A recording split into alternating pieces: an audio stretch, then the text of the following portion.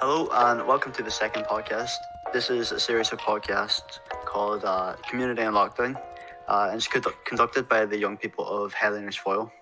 My name's Aidan Roberts. I'm a 17-year-old student from Derry, Londonderry, and I'm joined by Canice Cusack. I'm Milo, a 22-year-old media student from Derry, Londonderry. Thanks a lot for joining us. Today the topic is going to be how we're going to ease restrictions and basically what our opinions are with the exit strategy for the lockdown. It's well worth talking about for sure. And the opinions of people, I've really seen them vary from person to person. Kind of massive a difference in what people are thinking at the moment. My personal opinion is I agree with Northern Ireland. It's kind of very similar to how England are doing it, but we never really gave dates. It's important that we don't give dates.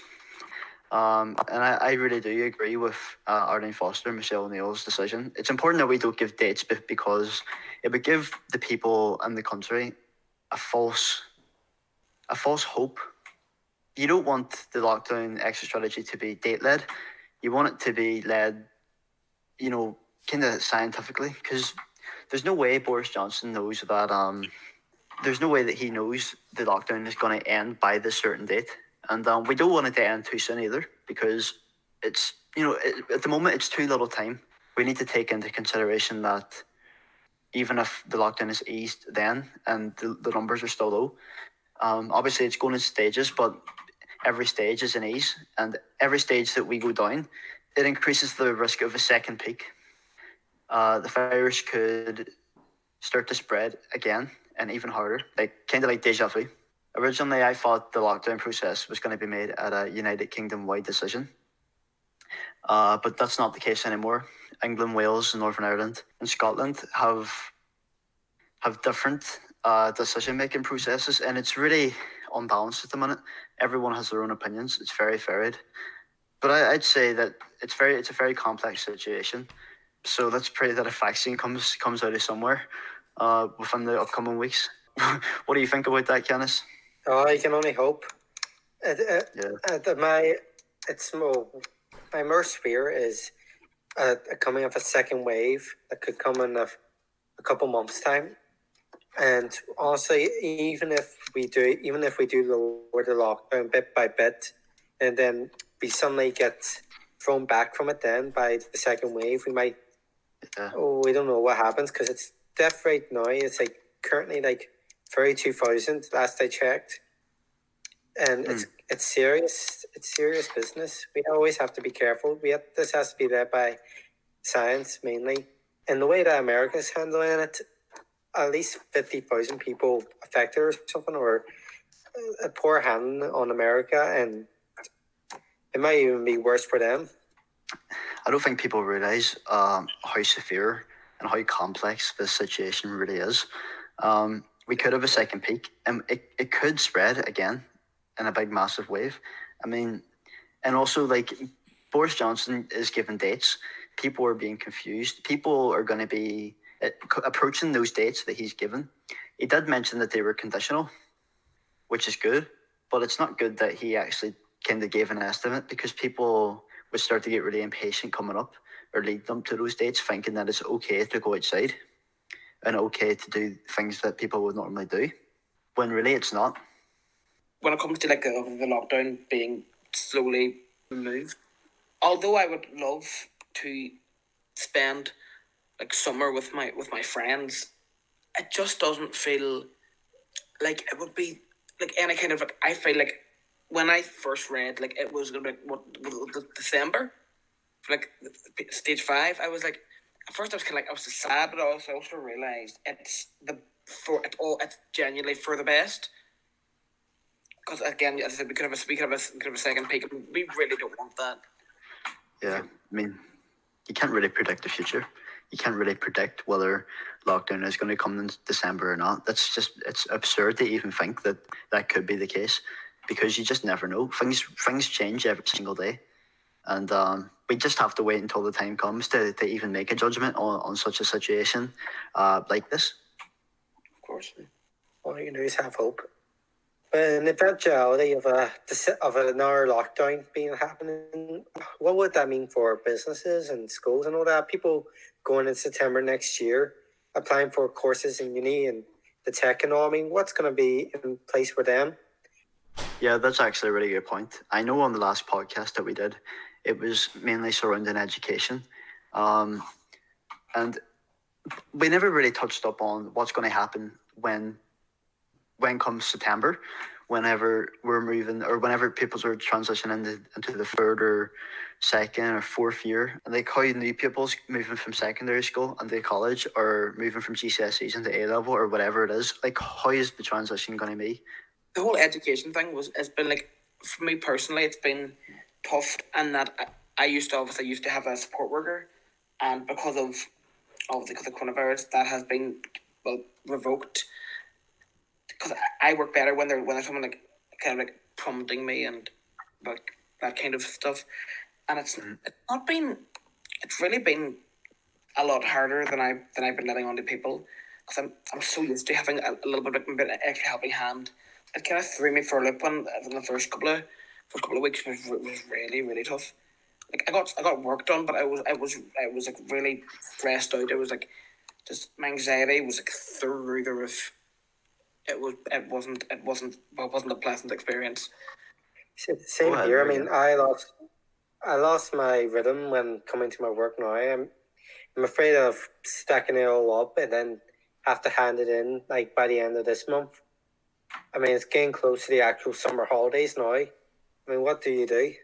It's a question that many young people have at the moment, and bringing up again to Milo. I mean, having a support worker, it's like a protective factor for many people across the world, not only to ensure safety, but also to ensure well-being of the person. I mean, there's many vulnerable people out there, and lockdown has really showed that. But not only that, it's really showed that the community can come together. But people just want to live their lives as independently as possible, and people need that support to get there. People need that support to allow the person to reach their full potential, both through practical and through emotional support. I mean, it can really help someone achieve their quality of life, achieve their goals. You know, it's been a very tough. It's genuinely been like one of the toughest transitions that I've ever had. Like, and I've had to transition from like school to school, and like transferring from physical teaching to online teaching has been hell on earth. And don't get me wrong, I know that they're doing their best, but it's not easy. Yeah, I mean, different people are going to need support for different reasons. I mean, some person might have mental health issues, which is obviously, again, a big, massive thing here in Derry, being one of the most underfunded places, one of the most depraved communities around. And people have learning disabilities, and people have, different medical conditions, physical disabilities, and people have problems with their mobility. People have problems with their eating and drinking and their personal care. And there's many support workers out there that specialise in those different areas, but really there's many people out there as well that have those problems and aren't getting the support that they need. It's the worry of being the elderly and disabled, and those others who have been neglected during the lockdown. I mean, especially now when people are told to stay at homes, there's no real there's no real support network available. I mean, there's nothing really to support them. I mean, you just have to make sure to call in every day just to say on your phone, just say hi. At least check how they're doing. What the question is now is how is this lockdown going to ease out? How is it going to ease out? I know we have our steps, but how is it going to be like? What is it going to be like for our bars reopening, our restaurants, our education, and how is it going to be like returning to real life? And how do you think the coronavirus is going to have its own legacy, but not in a good way, obviously? Its own legacy throughout returning to normal. It's going to be really weird. We are living through a pandemic. This obviously hasn't happened in I think 100 years. So this is obviously going to affect people like a lot, because most of the people who are alive now have not experienced a pandemic of this caliber. Mentally, I think it'll unravel a lot of people. Yeah, but at the same time, I bring a lot of people at the end more together. I mean, there might be some good side effects to coronavirus legacy. We know now to be more careful, to take things more seriously. We know how to treat others in all small little bits of our lives with more care and consideration, and not take them for granted. Definitely not take them for granted anymore. I mean, I reckon whenever at the minute, I mean, we're seeing stores have safety measures in place like floors and markers and how much distance you need to keep. And checkouts have plastic screens. Taxis have plastic screens as well, and cars, which is very insane to even think about as well. Could you think about that in normal situations? It'd be really weird, like. And staff are cleaning down trolleys and other areas which people are touching. And I wonder if that's going to continue on to when other things reopen, and like even like a year after the lockdown, would stuff like that still happen? Would staff still be social distancing? Will areas be cleaned down more than usual? It really makes you question that. And the same with bars and restaurants too. Bars are usually packed on a Saturday night, and it really makes you wonder how is coronavirus going to affect that after lockdown? Will people still be social distancing inside bars and restaurants, which would never normally happen? Bars especially, again, Saturday night packed. How is it going to affect the Saturday night in the bar? Will you have to sit away from people? Oh, it's always going to be. It's going to be with us for a while, even after the passing of the coronavirus. Even we all in a society, we will develop some sort of very small PTSD about people, buildings, tables, and it's just going to be a little bit of a thing until we resolve it. I mean, until we get over it. I mean, until we move on, as we should anyway. Absolutely, and I just really hope that eventually everything will return to normal.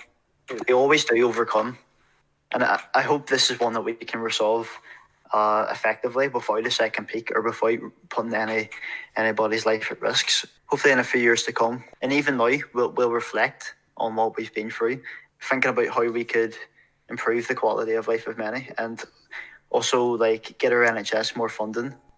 It's really something. It's a complex issue. There's so many things to touch up on, but hopefully everything works out. And that's it for today. Thanks for listening. Don't forget to tune in for the next podcast.